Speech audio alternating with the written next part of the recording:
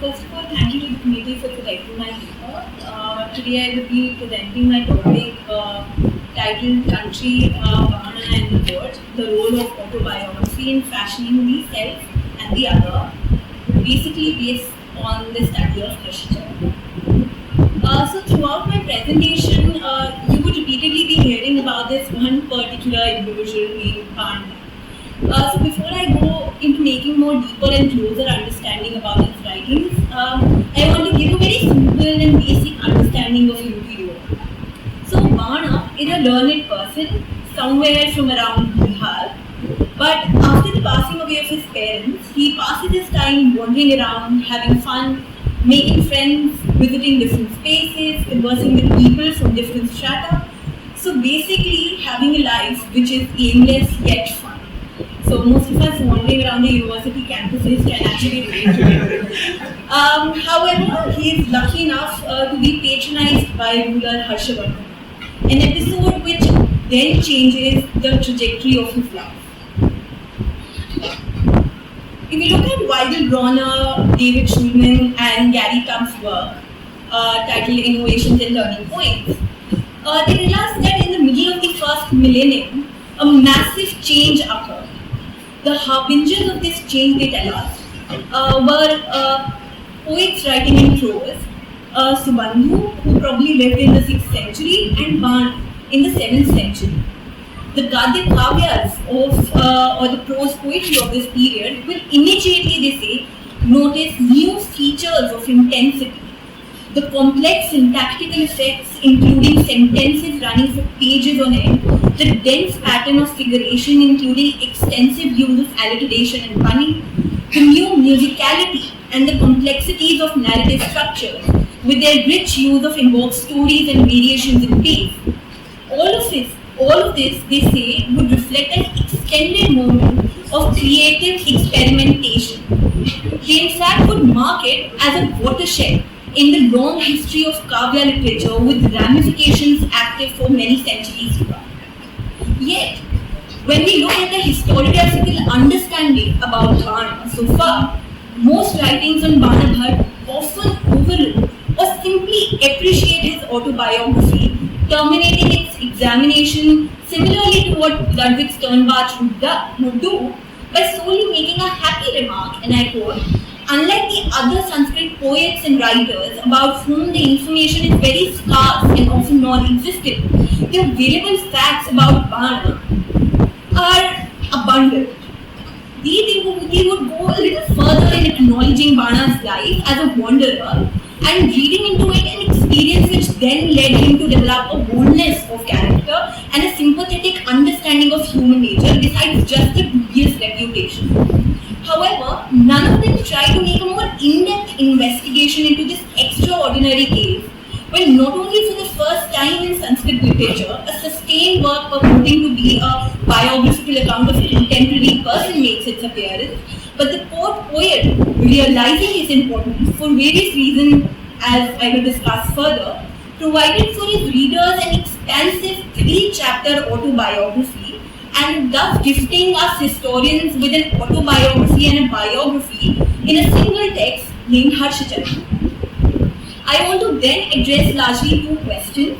First, while many and most historians have simply congratulated Bāna for appropriating 3 chapters to his life story, I ask the question as to why he does that.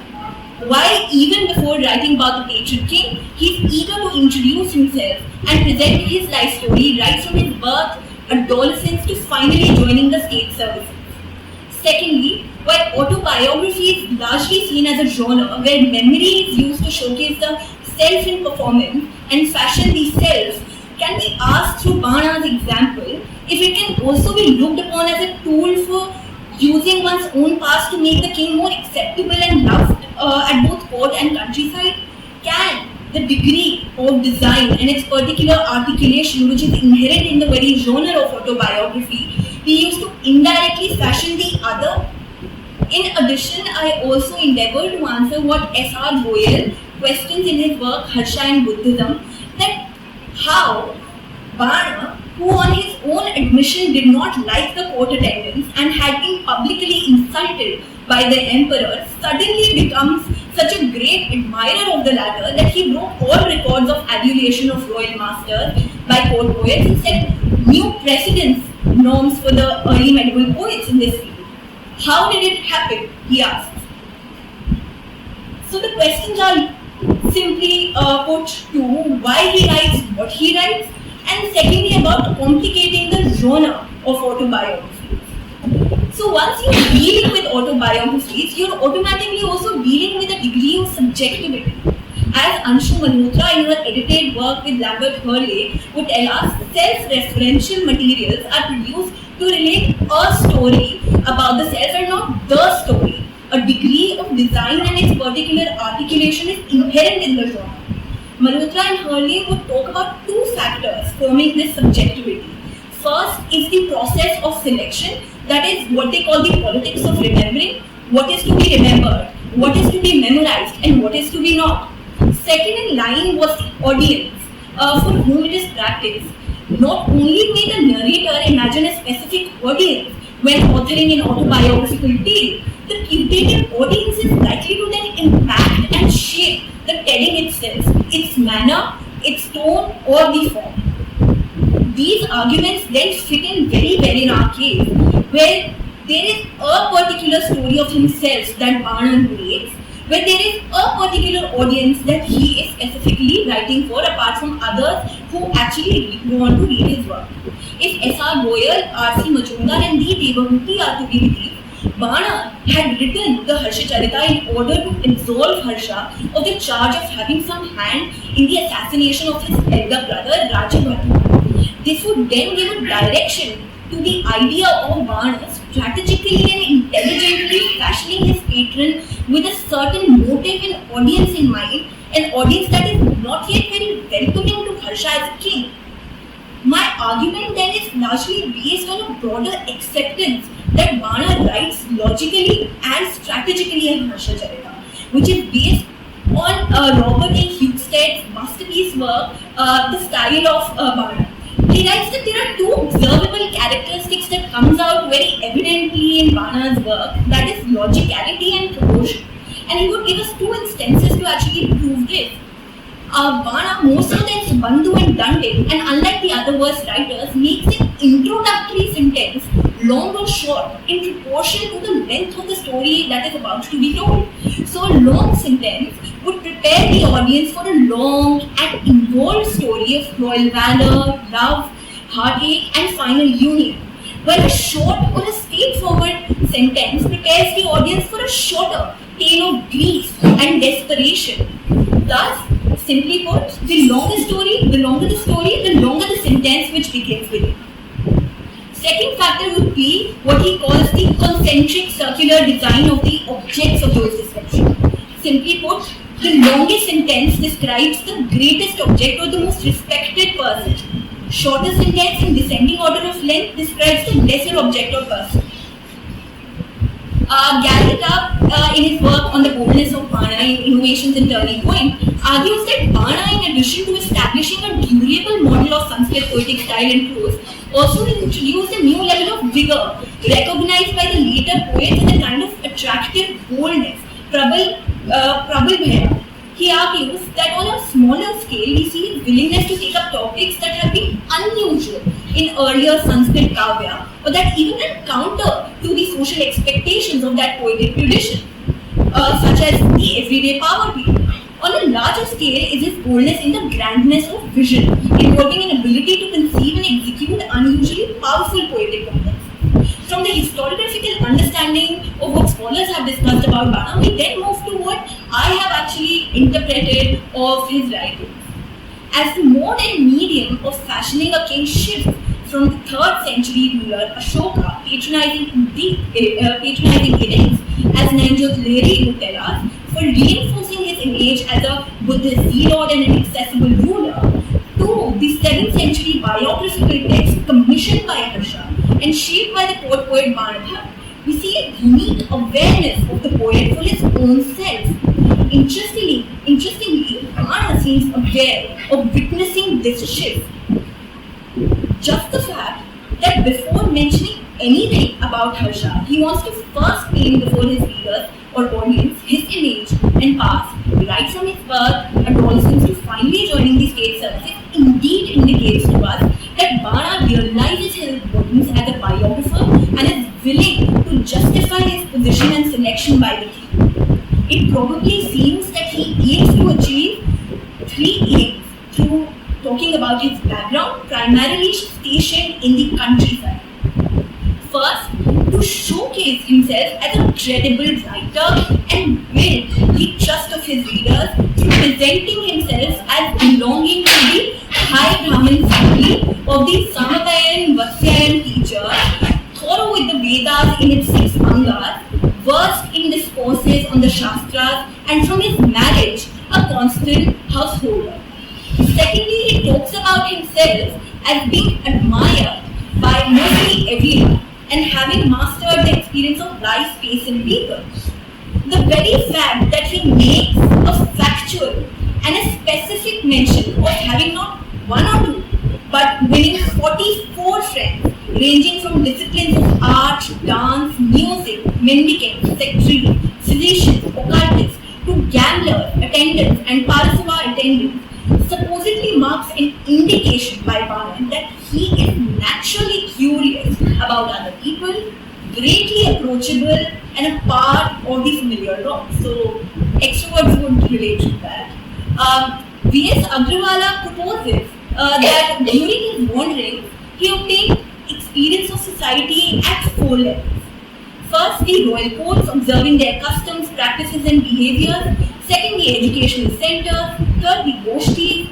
Fourth, the persons given to light diversion. All ultimately reinforcing his immense knowledge of both the country and the court. Augmenting this image, we observe that following his parents' death, as he leaves his home. So, first he's talked about that he is loved by his friends. Now he goes on to talk about that he is also loved by his family. So, he would tell us that after his parents' death, as he leaves his home and returns to his native soil in Bihar after long years, he is welcomed by his king like a feast day, renewing after long absence their warm affection, revealing that he maintains a strong relationship with his kinsmen besides his friends even after a long absence. Now he wants his audience to know that not just his friends and family, but also the king loves him. So he would talk about that king is initially misinformed about Bāna, calling him a thorough Gallon, Mahayam Bhujanga, and a dissolute rascal. He subsequently then very funnily also clarified. This is then clarified by Bāna, who tells us that he is actually very fond of him, and further justifies this by saying that if I had really been under his displeasure, he would not have honored me with an audience. He wishes me to be virtuous, for it is the way of the great to teach proper behavior to their dependents, which appears reasonable, for Harṣa ultimately goes on to patronize him as his poet. Lastly, and most importantly, he uses his past to make the king more acceptable and loved, just like him, at both the court and the countryside. He does this by showing Harṣa's importance in giving his life a direction, and secondly by putting at rest probable misconceptions about the country people, about the court and the king. In the first case, that is how his life is given direction by Harṣa, he tells us that how in the period of adolescence and the absence of father's control, Bāna became free and eventually a self-willed wanderer, an ignorant, driven by some strong planetary influence or likely one possessed, Graharan. His life, however, is shown a direction when Mekhalaka, a messenger from the king, carries a written message from Harṣa asking Bāna to meet him without any delay. Mekhalaka shows his concern, saying that I cannot approve of your habits, living as you are away from the king amidst your own friends like a tree without food away from the sun's beam. On reaching the court and finally meeting the king, Bāna confesses his youth's repentance, being full of follies, and ultimately joins the court, marking a shift from a life of wanderings to that of a purpose by a single letter of Harṣa. In the second meaning, that is how he wants to actually keep address the misconceptions that the country people may have had regarding the court and the king.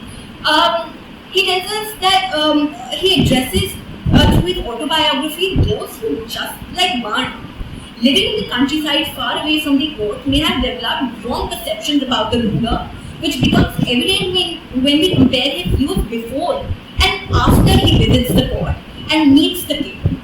Before reaching the court, he narrates to us his dilemma about the court and its politics, as he says, and I quote, "But all services is hateful, kashta and attendance is full of evil, and a court is full of dangers. My ancestors never had any love for it. I have no hereditary connection with it, nor do I remember any former benefit from the court. Nor did the house render any service to me in my childhood from which I shall feel the obligation to do. Nor my family dignity dictates attendance, nor is my old acquaintance as a reason for my going, nor the endurance of any intellectual benefit, nor the desire to deepen familiarity, nor do I wish respect be paid for fine appearances, nor have I practiced flattery words fit for the inferior, nor the cleverness needed to take part in the circles of the learned, nor the skill to win friends by spending money lavishly, nor intimate intercourse with the royal courtier." And he then says, "Still, I must certainly go." While saying this, he addresses the simple country people who have developed perceptions of the royalty, his court and its services being dangerous, evil, and developed over the years made for the same. Secondly, it addresses his kinsmen who have neither received any benefit from the court nor had any hereditary connection and consequently feel no obligation towards the emperor. Lastly, we can gather reasons why there have been unpleasant experiences and his king never really developed any connection with the court. These he indirectly tells us could range from being honest and unwilling to practice flattery words, their wisdom of winning friends by virtue than by money, in similar manner paying respect to the learned and the one with virtue than one with a delicate appearance. These were probably the misconceptions that he wanted to put at rest using his story as medium. We read an immediate transformation of his views after meeting the emperor, as we find him resorting to the following statement, and I quote, "Shame on me, if thus blinded in my mind to my own faults, I venture to indulge in various fancies about the most excellent monarch." End quote. He further says that the nature and talk of the people will always be willful and various, but the great ought to see things for themselves. Thus basically cautioning that don't believe on the gossip, on the rumors about the king and the court that must be going rounds around, but to see things for yourselves as I have. Thus very strategically at first, he manifests himself as part of the countryside and its people, holding the similar perception, the similar opinion, dilemma about the court, and eventually making them guilty of those perceptions. He could then argue that he acts as an intermediary between the court and the country through his autobiography. For example, after he joins his services at the court, Bāṇa purposely speaks of incidents when he went back to visit his village and Brahmin king, who gathered around him, and in the first flush of conversations with relatives and friends, he amuses them by telling stories of the recent experiences at the court, thus sharing a lived reality of the court and acting as a link between the court and the country. 2 minutes. Thus, stemming from a small village in Bihar, he has kept open eyes and written about the conditions of the people living in the countryside and the village, mostly occupied in the agricultural operations and the actual life of the foresters, but has also at the same time elaborated at the splendor of the royal court, the personality of Harṣa, his state policies, methods of war, peace, the character of high-state dignitaries, reflected in Harṣacarita through his incredible picturesque description. In short, through such descriptions, he wanted to belong to both the worlds of the court and the country, and eventually work towards connecting the two through his strategic writing. While Bāṇa acted as an intermediary between the court and the country, royals' festivities stationed at the court become yet another instrument or tool of Bāṇa to bolster this connection. Harṣa, Harṣa's birth showcased the country people's interflow into the court, a time when the distance and the line separating the two became minimal and faint.